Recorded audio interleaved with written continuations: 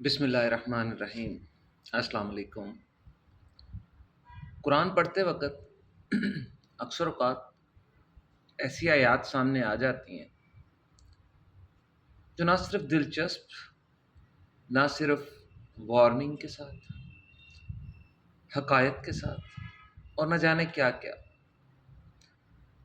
یہ چیزیں انہی کو سمجھ آ سکتی ہیں جنہیں اللہ رب العزت سمجھانا چاہتا ہے۔ اس کے لیے ضروری نہیں ہے آپ حافظ ہوں، آپ مولانا ہوں، آپ قاری ہوں، آپ سید ہوں، آپ حکمران ہوں، آپ کونسلر ہوں، ایم پی اے، ایم این اے، ڈاکٹر، وکیل، وٹ ایور یو آر، یہ ضروری نہیں ہے۔ یہ نہیں سمجھ آ سکتی ہیں جنہیں اللہ رب العزت سمجھانا چاہتے ہیں۔ قرآن کی ایک بہت ہی خوبصورت آیت ہے جسے پڑھتے ہوئے مجھے اپنے آپ سے، اپنے ارد گرد کھڑے لوگوں سے، اپنی گزرتی ہوئی حیات سے، اپنے ضروریات زندگی سے خوف آنے لگا۔ خوف ان سینس کہ میں کیا جواب دوں گا۔ اور آیت ہے ثم لتسألن یومئذ عن النعیم، کہ روز قیامت تم سے ضرور بالضرور ان نعمتوں کا سوال ہوگا۔ اور میں سوچنے لگا کہ یہ آیت مجھ پہ نازل نہیں ہوئی، یہ آیت آج سے 1400 سال پہلے نازل ہوئی، یا شاید اس سے بھی زیادہ۔ اور یہ آیت ان لوگوں پر نازل ہوئی جو مٹی کے گھروں میں رہتے تھے، جو آسائش زندگی کے لیے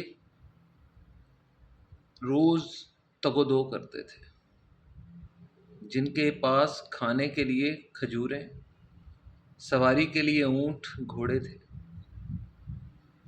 جن کے اوپر حیات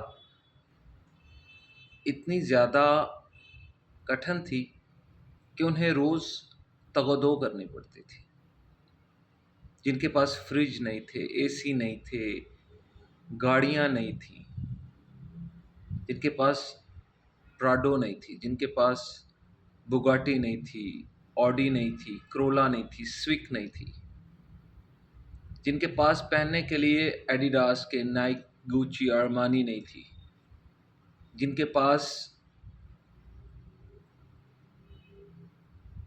سخت گرمی میں پہننے کے لیے چمڑے اور گرم لباس، جن کے پاس جرابیں، ٹوپیاں، کمبل، شال، نرم بستر، بیڈ، یہ سب کچھ نہیں تھا۔ اور اللہ رب العزت ان سے فرما رہے ہیں کہ ثم لتسألن یومئذ عن النعیم، اور جو کچھ ہم نے تمہیں عطا کیا ہے، جو نعمتیں ہم نے تمہیں دی ہیں، روز قیامت ان کا سوال ہوگا، ضرور بالضرور۔ صرف یہ نہیں کہا سوال ہوگا، کہا ہے ضرور بالضرور سوال ہوگا، یعنی کہ لازم طور پر اس کا سوال ہوگا۔ So get ready for that, be prepare for that. کیا ہم لوگ ہیں اس قابل کہ ہم ان سوالوں کے جواب دے سکیں؟ پچھلے دنوں ایک صاحب اقتدار سے میرا پالا پڑا، اور انہوں نے مجھے ناکوں لکیریں لگوا دی، لوہے کے چنے چبانے پہ مجبور کر دیا۔ میری تذلیل ہوئی، میں مشکل وقت سے گزرا۔ مجھے اس چیز کا غم نہیں ہے، الحمدللہ علی کل حال۔ میں اگر اس پوزیشن میں ہوں یا میں اس جگہ پر بیٹھا ہوا ہوں تو نہ یہ جگہ میں نے اپنے لیے خود چنی ہے، نہ میں اپنے آپ کو اس جگہ پر کبھی بیٹھے ہوئے دیکھنا چاہتا ہوں۔ ہر چیز اللہ کی طرف سے طے شدہ ہے۔ میرا یہاں ہونا، میرا اس طرح بیٹھے ہونا، میرا اس طرح بات کرنا، آپ لوگوں سے گفتگو کرنا، یہ اس کی طرف سے ہے، جس میں میرا کوئی کمال نہیں ہے۔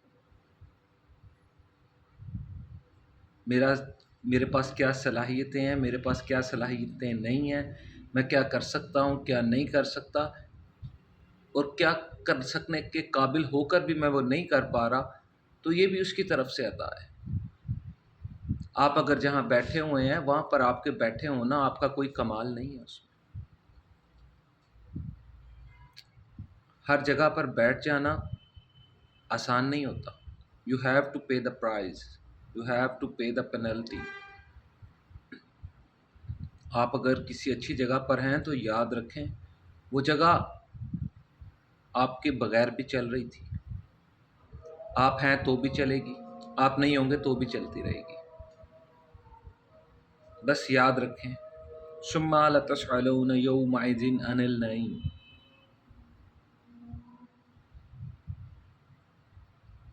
فی امان اللہ. جزاک اللہ خیر. اگر میری کوئی بات بری لگے تو معذرت، اذان کا وقت ہو رہا ہے اس لیے. جزاک اللہ خیر.